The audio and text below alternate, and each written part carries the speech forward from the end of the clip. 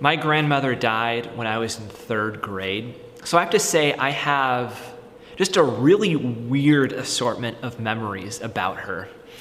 I can remember that she had rheumatoid arthritis, and so her hands and her feet, joints were kind of gnarled and mangled, and that she lived in a lot of pain. I can also remember that she had gold injections to help ease her pain, which seemed really strange to me that we would be using a precious metal to inject into somebody's body.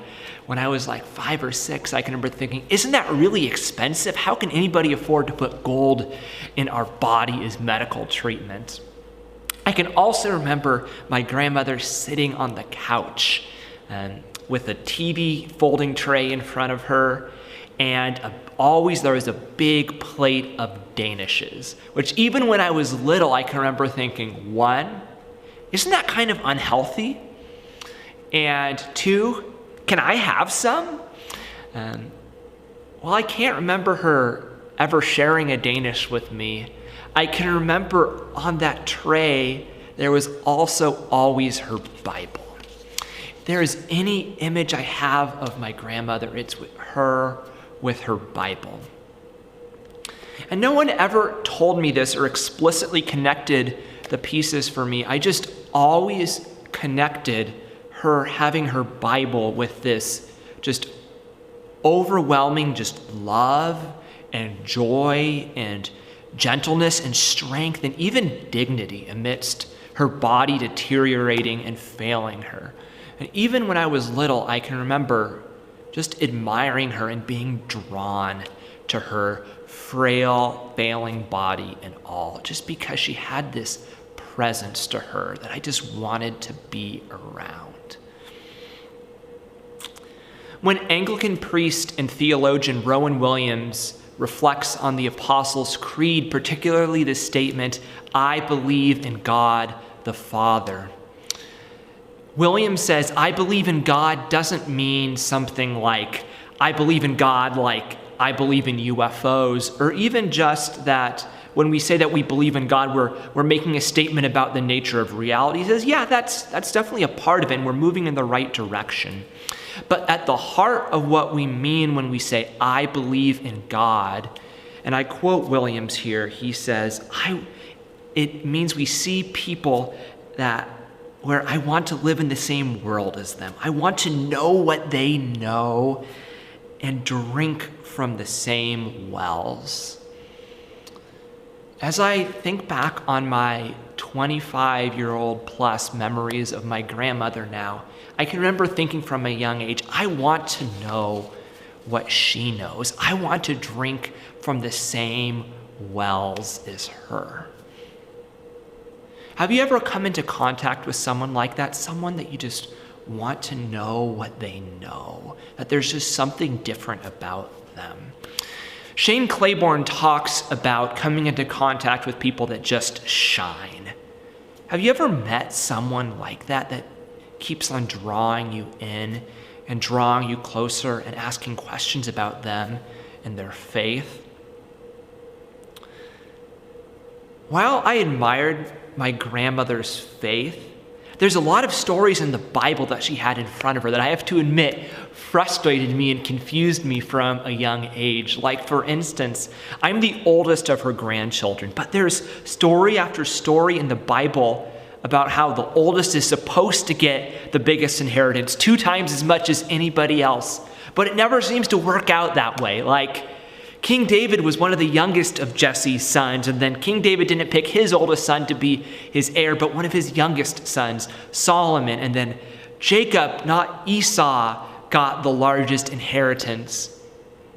And that, I can remember kind of feeling picked on and attacked from a young age. I was like, man, why can't the oldest son finally get a break in the Bible? And one of the stories that really drove me nuts in particular was the story of Joseph and his brothers. Joseph and his 11 other brothers, there were 12 sons of Jacob. And Joseph was the second youngest, but he was by far his father's favorite. You know, this is Joseph in the amazing Technicolor Dreamcoat that his father loved him and gave him this extravagant, expensive gown to commemorate how much more he loved Joseph than his other sons. And I have to say, Joseph was kind of a punk and kind of rubbed it in that his father loved him more than his brothers. Like once he came to his brothers and said, I've had this dream where all of you guys are bowing down to me. And then he continued to make it even worse. He said, I also had this dream where the sun and the moon and the stars were bowing down to me. And as you can imagine, since he already was the favorite child, this was just like salt in the wound and just drove his brothers nuts. And so let me quote his brother's response. It comes in the book of Genesis, chapter 37, verses 19 to 20.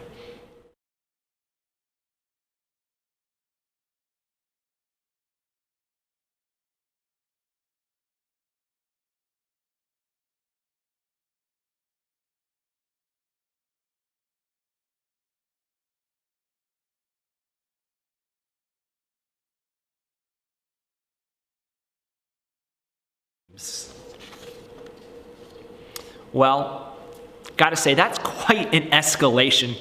I know it's annoying to hear your little brother kind of be annoying, but going to say, let's come up with a plot to kill him, that was an escalation for sure. But they actually didn't carry through on it because Judah, the second oldest of the brothers, realized, wait, we can just kill him and get rid of him, but we're not going to get anything out of the deal. Let's profit off of him.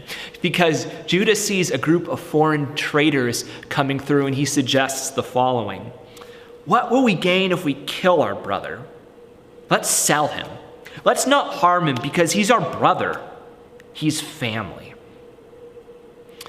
Well, gotta say, that's not very nice, right? He's family, he's our brother, we can't kill him. We just gotta sell him into slavery. That's pretty brutal on Judah's part. Well, they did sell him, and they thought Joseph was out of sight and out of mind. And then years passed, and they enjoyed not having Joseph as the favored brother in their lives. They grew up, they had families of their own, they turned into farmers like their dad, Jacob, and lived together as one big happy family, well, minus Joseph. Until years later, a massive famine struck the land they lived in, the present-day land of Israel and Palestine. And they knew that the neighboring superpower, Egypt, was doing okay, that the famine hadn't hit there. So the couple of the oldest brothers went down to Egypt asking for food. And they approached the governor of Egypt saying, hey, help us. There's a famine in our land. Can we buy some food from you? So they didn't recognize the governor of this story, but the governor recognized them because they hadn't known in all the years that they thought they were living a happy life as a complete family in Israel. Joseph had been sold into slavery in Egypt and was a beloved slave and a successful servant of his masters, and he continued to rise the ranks of Egyptian hierarchy. Eventually he became free, and then eventually he became the second most powerful man in the whole kingdom of Egypt after the Pharaoh himself. And so this governor that the sons of Jacob were standing before was their brother, Joseph. And as you can imagine, when Joseph revealed his identity, they were terrified. They fell to his knees and pleaded for their lives and for mercy. And now this is in Genesis 50, verse 20. Joseph gives, I think, one of the most powerful replies in all of the Bible. He says, "You intended something bad for me, but God produced something good from it in order to save the lives of many people." Joseph had just gotten and internalized, no matter the pain and suffering he'd lived through in his life, that God has the capacity to coax goodness and peace and healing out of any situation, even in moments that are just plain bad and evil, like being sold into slavery and left for dead. Our present preaching series is titled Out of Crisis, God Creates.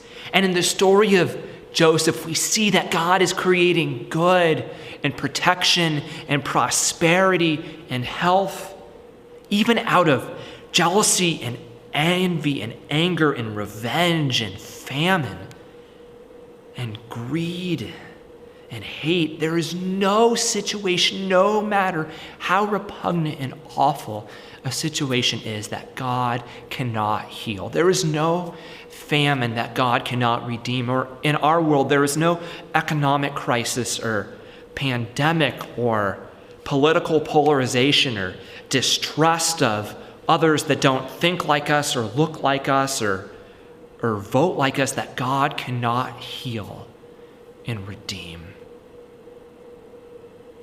As you go out this week, remember, there is no hurt, there is no pain, there is no suffering that God cannot heal. There is no evil or bad that God cannot redeem. At the beginning of my sermon today, I talked about my grandma Helen and these weird memories I have of her, but particularly this memory of her just shining and just having this presence that drew me in, that I just knew from a young age was because she knew God and had a deep relationship with God. Her strength reminded me too, and her love reminded me too, that there is no amount of pain or suffering or physical failure that can stamp out love, because she just exuded love, that can stamp out joy because she was just joyous, that can stamp out care for each other because I just knew that she loved me. Friends, in her strength and in her love, she embodied day after day that pain and suffering do not have the last word, nor disease or famine or any sort of bodily failure. And friends, this is a hard season, and COVID has brought a lot of changes to our lives. It's made us lonely. It's made us spend more time alone. It's made us doubt our economic security. It's made us wonder about whether our bodies are going to be healthy. It's made us even more divided as a country and distrust one another in a way that I haven't seen before. But pain and suffering and COVID and all the consequences of COVID don't have the last word. Joseph taught his brothers this when he said, what was supposed to be bad, God made good, and God made healing and protection and life. And my grandmother showed me that day in and day out whenever I saw her, that pain and suffering and hurt don't have the last word. God does. Love does. Love wins over all things. Love wins even over things like COVID and fear and bodily struggle. Love wins over these things. Love wins over all things. Thanks be to God. Amen.